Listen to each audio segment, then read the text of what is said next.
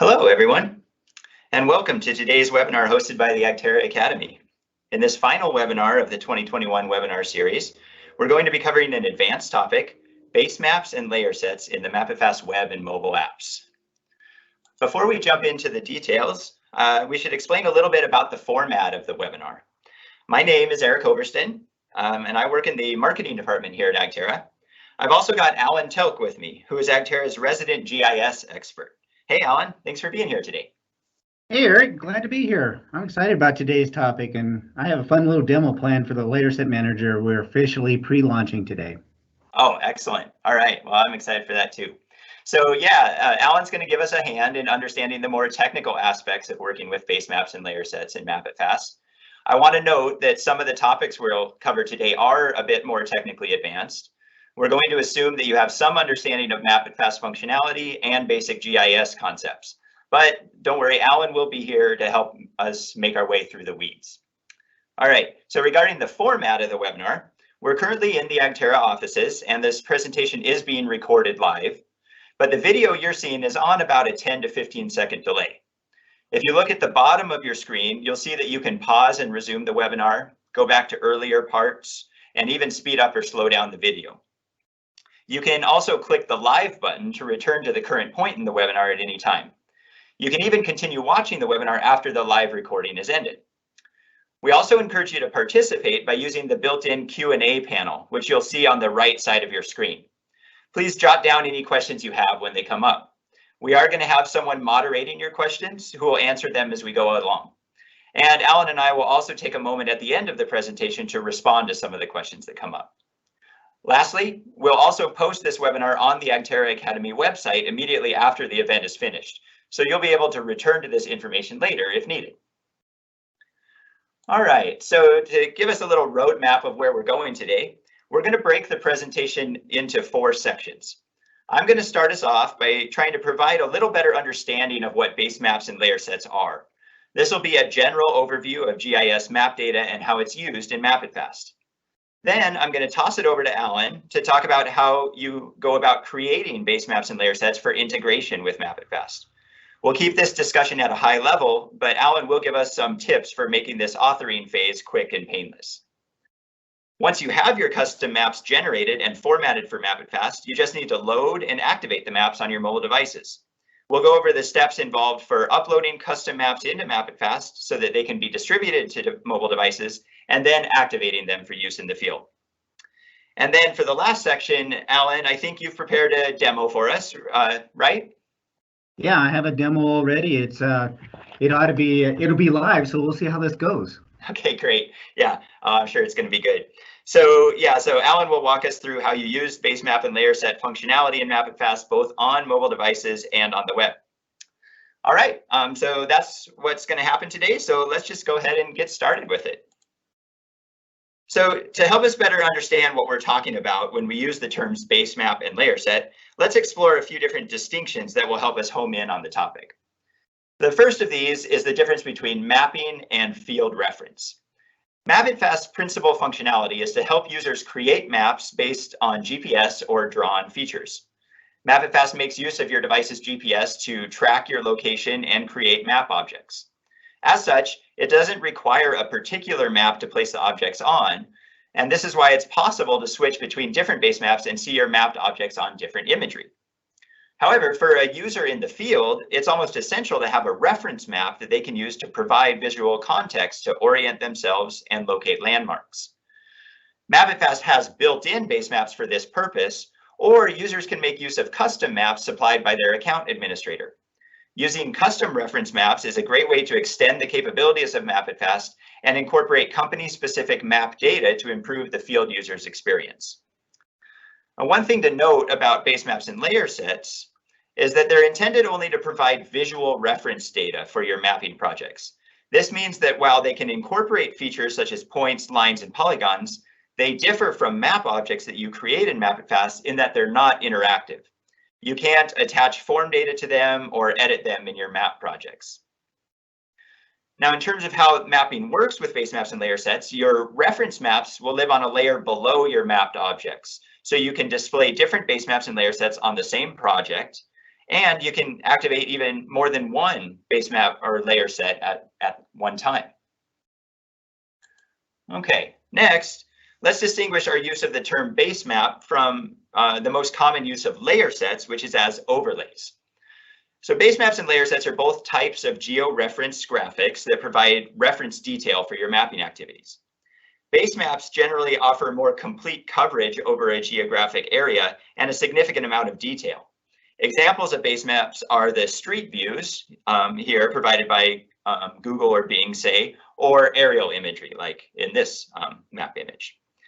Your base map serves as the foundation reference layer for projects and other map overlays.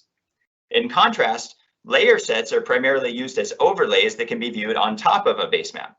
They're predominantly composed of specific map features such as points, lines, polygons, or combinations of all three. And they can be styled with colors and partial transparency and have labels applied to provide additional information.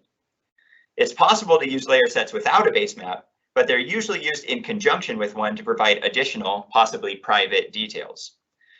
As an example of layer sets used as overlays, you'll commonly see such things as this parcel map here or this soil type classification map.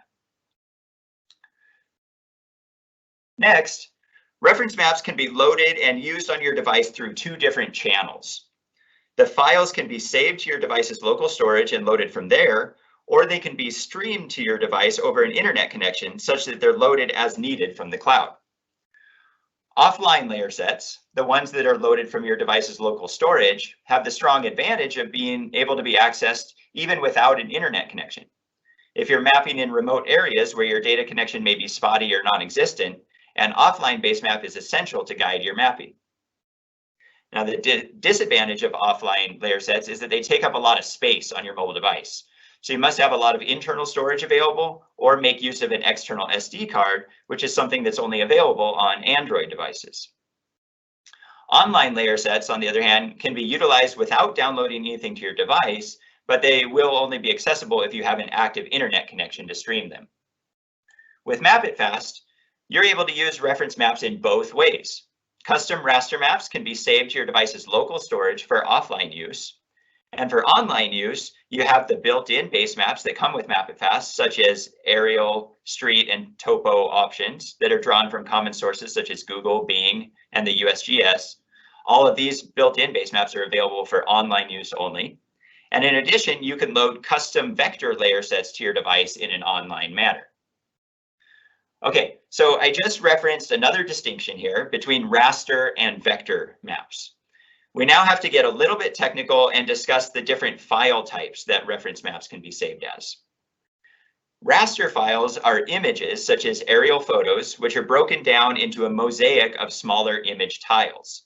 Each tile is geo-referenced, and when the file is loaded into a map displaying app like MapItFast, the tiles get stitched together to create the map. As you move the screen around, tiles for the new locations get loaded. There are different sets of tiles corresponding to the different zoom levels that you might access in the app, and different map details can be included at these different zoom levels. The advantage of raster files is that the tiles are pre-rendered, so all the app has to do is find the appropriate tile and display it as you move across the map. This makes for very fast loading times once the tiles have been saved to the device. A helpful slogan here is raster is faster. But the downside of raster files is that they can be incredibly large. So this will take up a lot of storage on your mobile device. Vector files, on the other hand, are data files that contain all of the geographic and attribute information needed to generate an image of the map. With vector files, the app processes the data on the fly into a graphical display when the relevant features are in the map viewing area. Since these files only contain the raw data, vector files tend to be much smaller. This makes them better suited for being streamed for online use. The downside for vector files is that the data has to be processed by the app into an image that can be displayed on the map, and this takes more processing power from a device. Now, typically base maps are raster since they contain a lot of detail as in aerial or topographic maps. Layer sets are typically vector, which allows them to be styled and labeled on a theme such as road or streams or field boundaries. They can be quickly rendered by the app and used for reference on top of any kind of map. To simplify the technical details here, it's generally appropriate to think raster when you're dealing with imagery and vector when you're dealing with mapped objects. Now, there are a ton of different types of raster files. At this time, MapItFast can accept raster files in two formats, MB tiles and MIF zip. If you have a map in a different format, it will have to be converted in order to use it in MapItFast. Since MB tiles is a widely available file type, we'll focus on that in the discussion that follows. And for vector data, that's most commonly found in shapefile format, and MapItFast happily accepts shapefiles. All right. So with that, we now have a better understanding of what basemaps and layer sets are and the role they play when using them in MapItFast. Now I'm going to throw it over to Alan to explain to us how you go about creating custom reference maps to use in MapItFast. Hey, Alan. Hey, Eric. Okay, so a number of you probably have your own unique GIS data and you'd like to share it with field workers. And if that's the case, you can make these maps available using MapItFast. Your data and other mapping data like that from public sources, aerial or drone imagery, or stuff you export from MapItFast projects and spray logger jobs can be delivered as base maps and layer sets inside of MapItFast. And for all you spray logger users out there, this is a great way to reference past spray jobs while you're creating a brand new one. Once you've sourced your map data, you need to create a map that'll either be used as a base map or a layer set overlay. And if your source data is imagery based, you'll need to use third-party GIS software to build image tile files. If you like, you can add meaningful information to your imagery before you create your tiles. And that might include things like road names, parcel data, address locations, things like that. You can even set up additional information to show at certain zoom levels. So how you want your map to look at these different zoom levels is completely up to you. But once you're happy with the design, you'll create the MB tiles so that your map can be uploaded into MapItFast. And there's numerous software in the market for creating MB tiles. Most folks use ArcGIS. We recommend using QGIS for creating image tiles because MB tiles generator is built into the QGIS and it's free. Now, if you're just working with vector data, say if your source data is all in shapefile format, then you'll author your layer set overlay within MapItFast using the Layerset Manager for MapItFast Web. To do that, you first need to prepare your data. You'll want to make sure that the extensions SHP, SHX, DBF, and PRJ are included for each data source. And then you zip them up for import into MapItFast. If you have multiple shapefiles from different sources, these can all be included in the same zip file and uploaded all at one time. Once you've got the layers uploaded, you can style and apply labels to them using the MapItFast Layerset Manager. You can apply the same style to all the features in the layer, or you can set up the style rules based upon values for different attributes in the data. And a great option here is to create heat maps. Heat maps, if you're not familiar with that term, are maps that colorize things like, for instance, what you might have seen on the news with states being colored differently based upon the number of people in them. That's an example of a heat map, with states with lots of people being colored red and not so many people maybe being colored green. You can also apply labels to the features drawn from attribute values. So as long as you're working with vector data, you can do everything you need to create detailed base maps and layer sets customized for your operations right inside of MapItFast. Once you've got your base map or layer set created, the next step is to make it available for use in the MapItFast mobile app. And there's two methods for getting your maps into mobile devices. The first is to use MapItFast Web.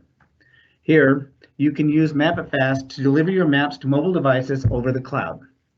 Both raster and vector maps can be uploaded to MapItFast using the Layerset Manager. Your raster MB tile files can be uploaded directly to your device's internal storage or onto an SD card if you have that option.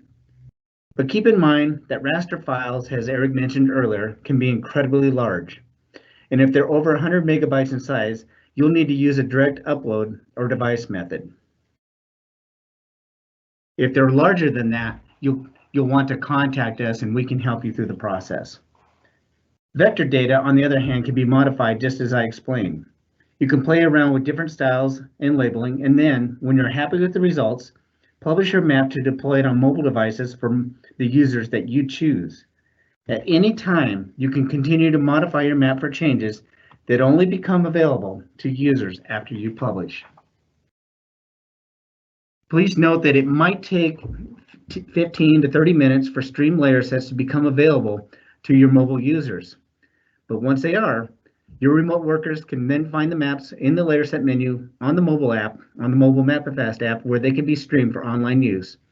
Or if they're image tiles, they can be downloaded for offline use. For Android users, there's another option for getting your raster maps onto mobile devices. You can load the maps onto an SD card or your device's internal storage, and then from file sources under the settings menu, you point MapItFast to the location where your custom maps are stored. One and the same file can serve as either a base map or an offline overlay. The difference has to do with how the map is used in MapItFast. Items in Base Maps tab replace the active built-in base map, whereas items in the Offline Overlays tab can be layered on top of any base map, and multiple overlays can be activated simultaneously. So there you have it, Eric. That's how you create custom base maps and layer sets and make them available for use to your field workers. There might have been a lot to absorb here, but when I get to my demo, I'll show you the process in a little more detail, step by step, on an Android device and how it's done over the web. Awesome. Well, thank you, Alan. Yeah, that demo really helps solidify some of this information. But before we jump over into that demo, let's take a look at the last step in the process for using custom base maps and layer sets, which is activating the maps on your mobile device. So whatever process you use for delivering your custom maps to mobile devices that Alan just went over, you're going to activate them by opening the Layer Sets menu in the MapItFast mobile app, which is accessed from the stack icon at the top of the map screen. The process is the same whether you're working with the Android or Apple mobile apps, but the Layer Sets menu looks a little bit different in each app. So I'm going to explain the process separately for each of them. Starting with the Android app, the Layer Sets menu has 3 tabs: Base Maps, Online Overlays, and Offline Overlays. For vector file layer sets that have been published from the MapItFast web using the Layerset Manager, those are going to be listed in the Online Overlays tab. To activate these, simply tap the checkbox for the layer set that you want, and it'll be streamed onto your mobile device for online use. And with Online Overlays, you can activate multiple at the same time. Now for raster files, the location of your map depends on the method you use for delivering it to the mobile device. First, maps stored directly on the device and pointed to from the custom base maps file source will be in the Base Maps tab. Only one of these can be activated at a time. So if you activate one of your custom maps here, that's going to replace whichever of the built-in base maps you were using. And lastly,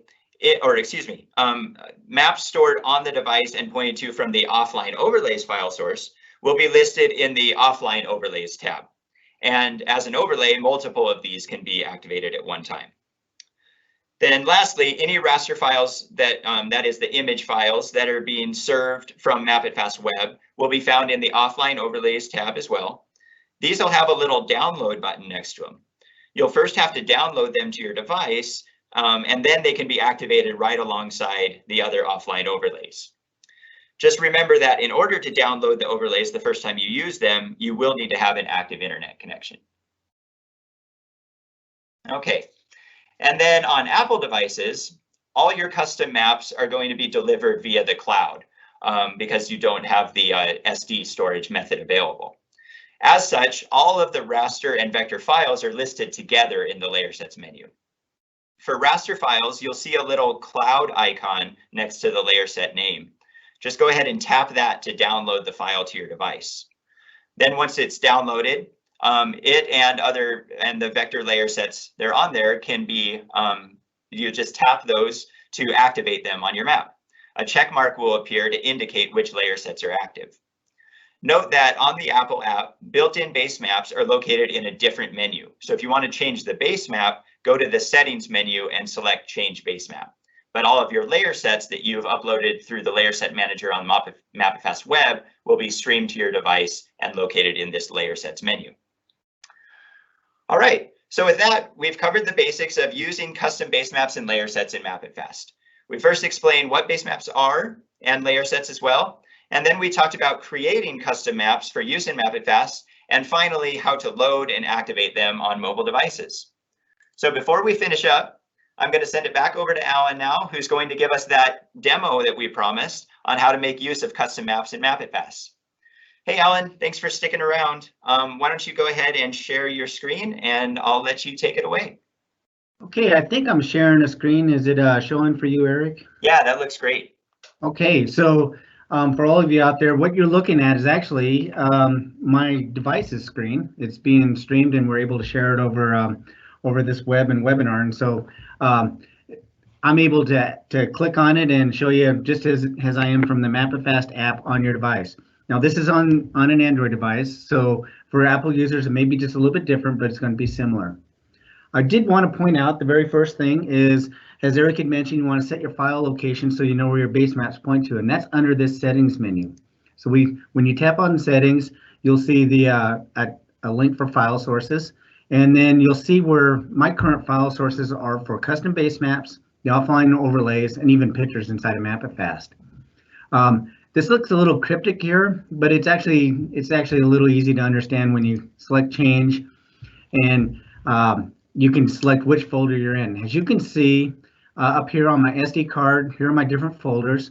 I have chosen to put my base maps and overlays under a folder called MIF. It stands for MapItFast. So I simply select that folder, and then once I've selected it, you can see the different MB tiles and other layer sets that I have inside there, and I will select use this folder. I will allow MapItFast to access the files inside this location, and it'll automatically now be recognized inside of the MapItFast app, so it knows where to go to look for my offline and online base maps. The layer set menu, button, for those who aren't familiar, is simply activated by clicking the stack of layers here. And what will happen is it'll go out there to your device and see what's available. These are the base maps that are available on your device, both over the web and on your device. Overlays that are available online through your account administrator, and offline overlays that you may have already loaded on your device. Tapping on the base maps, we can see the standard set of base maps come in that are included with MapItFast, with every account of MapItFast, but you can also see that I have base maps here that are being referenced from the SD card from the file sources location that I pointed out earlier.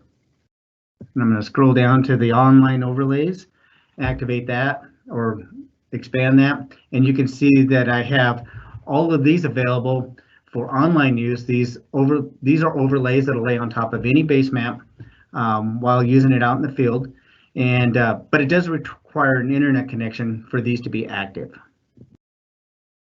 Finally, when I shrink that down and go to my offline overlays and expand that, these are the data files that I have in my memory card that are available for me to use as a base map in offline mode, so no internet connection is required at all. Now, for the purposes of showing you a little bit more of what you can do with base maps and overlays, I actually have this Absorica 17 MB tile set up, as you may have recognized a little earlier, as a base map, but in this case, I've actually put it into the offline overlays thing as well. And I'm going to activate this particular layer set. And what you'll see when I do that, and I zoom in just a little bit to the zoom level that I set up for it to begin displaying, I see a bunch of counties showing. This other data here, that happens to be my MapItFast project, and but I'm now using my custom base overlay here on top of this base map to reference the data that I might be mapping while in offline mode out in the field. I built this in ArcGIS, and I built it so that at different zoom levels, it's going to display different types of data. At this zoom level, it's displaying, you can see some major roads here, maybe the forest locations and the counties and the names of the counties. But you're going to notice as I zoom in, the counties and names will go away and be replaced with other data layer sets, such as here you see public land ownership showing, and we're starting to see stream layers come in as well. As I continue to zoom in, I see public land survey sections data coming in because that's more useful at this particular zoom level. I'm actually seeing some labeling occurring on my map. This is giving me more reference and becoming a richer cartographic data set that my field workers can utilize in the field. And it might be my own private data that I really don't want shared with anyone else. It might be shared with only a few certain people who have access to this. As I continue to come in, this changed to an aerial map because aerial imagery, frankly, isn't that useful when you're zoomed way out, but it becomes really useful as you zoom tighter and tighter into whatever you're doing. Maybe I want to see, honestly, I want to see the trees at this zoom level. This particular offline base map or overlay, in this case it's an overlay, but it could be used as a base map as I mentioned earlier. This is actually set up so that after zoom level 17, nothing will display.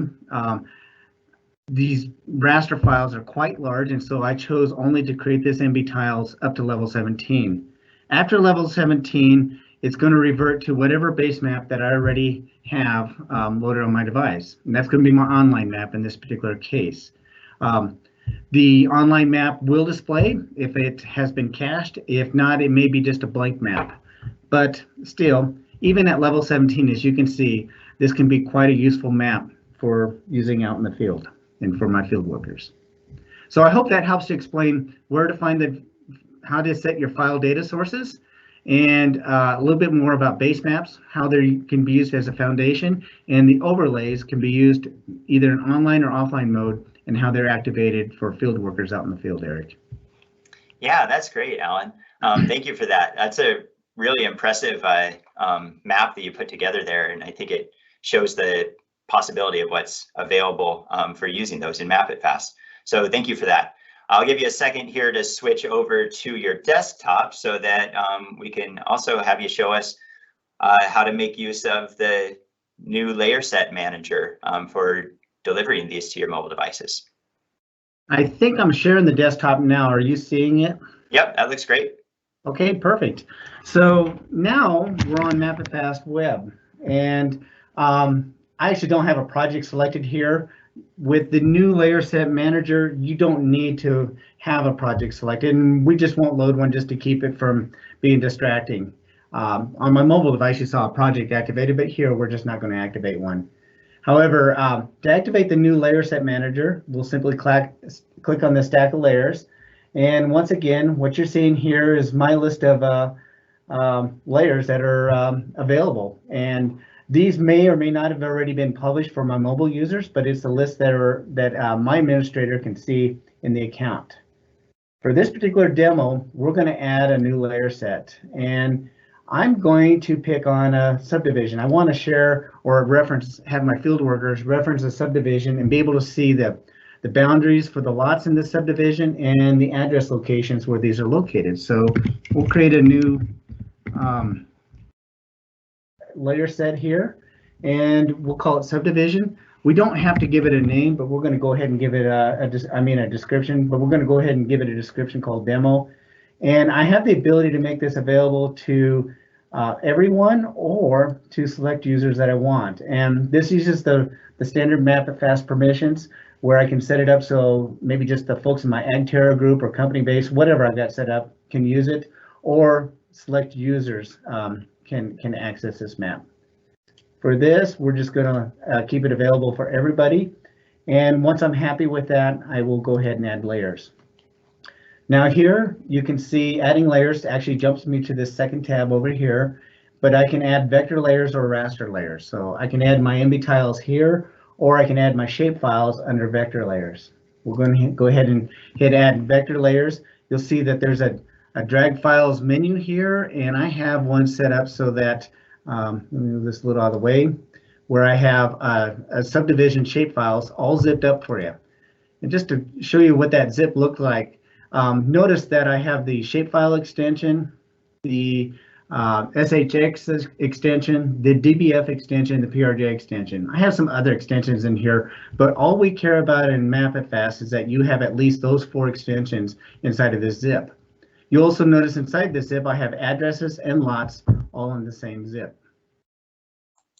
I'm happy with that zip. All I have to do is just drag it over into the window, and it'll upload it into the system. And when it's complete, it zooms to the location where that is located. And now I see a basic map showing parcels and address locations. It's kind of a bland map, Eric, so I'm going to dress it up. And I've got some ideas here.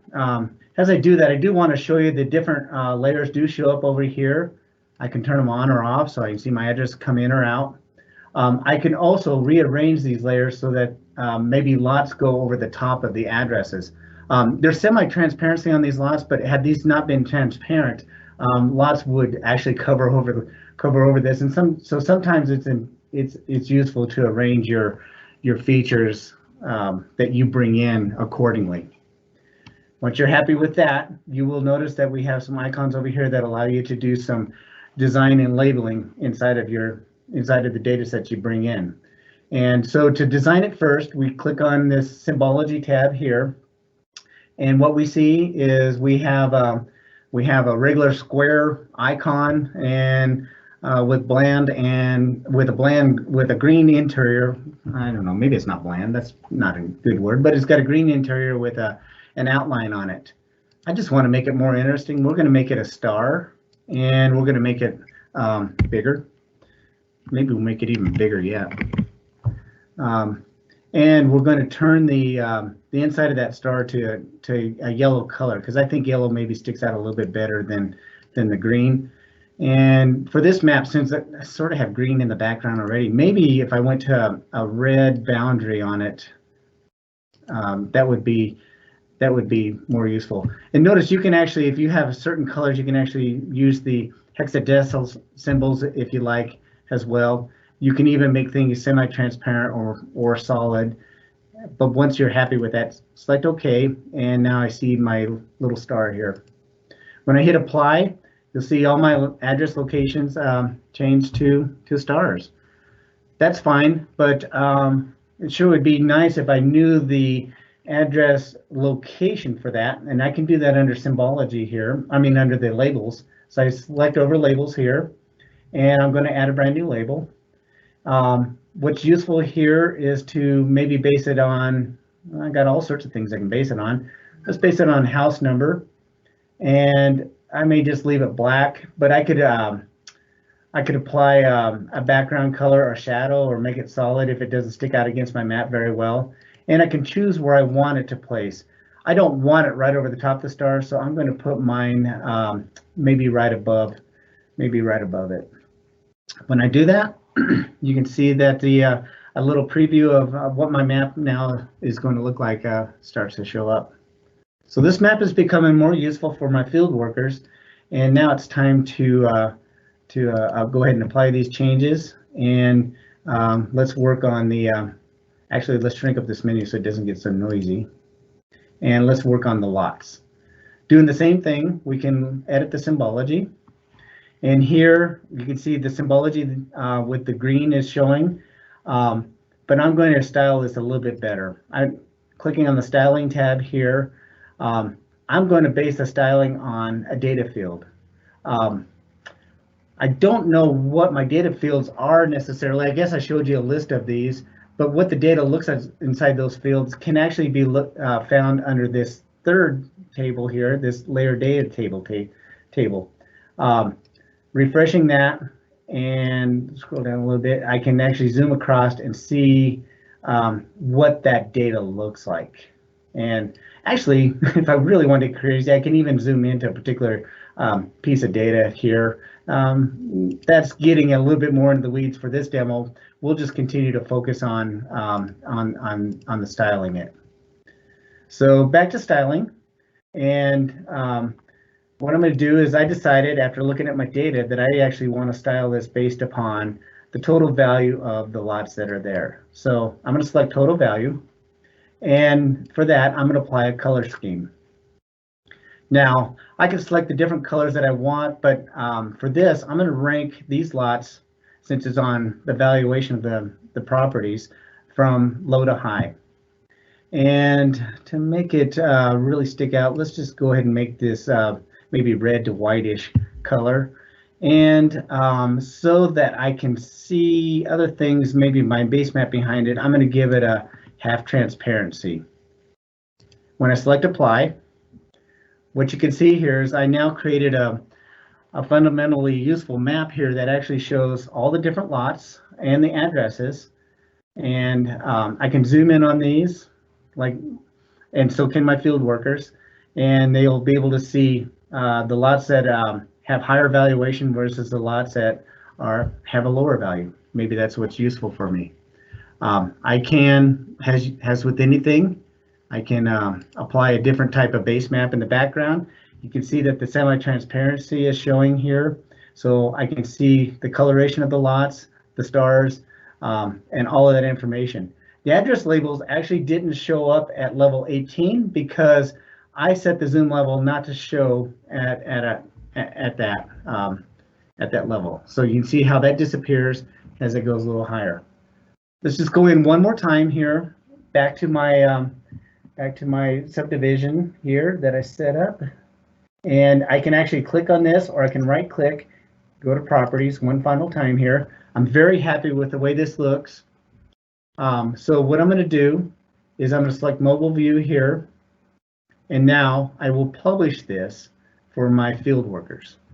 Once I do this, I see that the addresses and lots are being published, and in about 15 to 30 minutes, these will become available for my field workers. So this new Layerset Manager that I just demonstrated is in beta and is being released today. Being in beta means that it could still contain some unidentified bugs that we haven't found yet, or it might undergo some unannounced changes prior to full release of it. But if you're interested in giving it a go in your own operations, just email us or give us a call, and we'll get your account set up so that you can do what I just did here. So there you go, Eric. I hope that explained anything. Did I miss any points that you can think of? No, Alan, I think you really covered everything that we were hoping to explore today. That's a really cool map that you put together. So we did, while you were presenting there, we did have a question come in from Barb, who asks, is the edit symbology function replacing the data dictionary? Do you want to take a stab at that while we've got you here, or? Yeah, sure. Yeah. No, data dictionaries are different, and this is where I know all the terms that we have out there can get a little bit confusing. But data dictionaries and the symbology in a data dictionary is actually set up for your field workers who are mapping data while out in the field. So when you're creating new MapItFast objects, whether they're points, lines, or polygons, your field workers, if they select, say, the bench, a bench, maybe they're mapping benches in a park, the bench icon that's associated with that symbology will come up, and that's in a MapItFast project. These layer sets and base maps actually would sit behind that project. So in that same example, if I'm mapping park data and I want to see a bench on top of my parcels here, when I map a brand new project in MapItFast and select bench, it'll actually show up on top of this exact layer set that I develop here. Again, layer sets and base maps are referenced. They don't change anything in MapItFast project. They're basically just creating a more potentially useful map and something that may contain private data for your field workers. Okay, great. Thanks. Yeah, that helps clarify. Yeah, you're right. We do have a lot of terminology out there that can sometimes get confused. I think you may have mentioned this, but just to make it explicit again, so once you've published this map that you've authored and wait 30 minutes or so for it to make its way to the mobile devices, where are the users going to find that map in the layer sets menu? Yeah, so in the layer sets menu, let me see if I can show my screen again here. I'll just drag this. Is that showing my? Oh yeah, that'll work. Okay, so again, in the layer sets menu, what's going to happen once it's available, we'll just click on this layer sets here, and in the online overlays right here, it's not published yet, but I will see subdivision show here, and then I can activate it. Okay, great. All right. Well, that's wonderful, Alan. I really appreciate that. This is an excellent set of demos there. I'm going to go ahead and take back control here, and we'll just wrap things up. So give that just a second to come in. All right. Yeah, so Alan there gave us a demo. He showed us about using your custom base maps and layer sets on an Android mobile device. And then we flipped over to the web where he talked about using the new web Layerset Manager for uploading both raster and vector data and authoring your vector data for delivery to the mobile devices. With that, we'll just give a recap of what we covered today. Once again, gave a little bit more of an explanation of what base maps and layer sets are and how you would make use of them in MapItFast. We talked about the creating your custom maps for delivery to mobile devices, how you upload them into MapItFast to make them available on the devices, and then activating them for use in the field. And with that, it brings us to the end of our presentation today. I really want to thank everyone for being here and watching. Hope you learned a little bit more about base maps and layer sets and maybe got some inspiration for how you can use these in your own operations using MapItFast in the field. As always, you can get more information on base maps and layer sets from the AgTerra Academy, which is our online help guide located at help.agterra.com.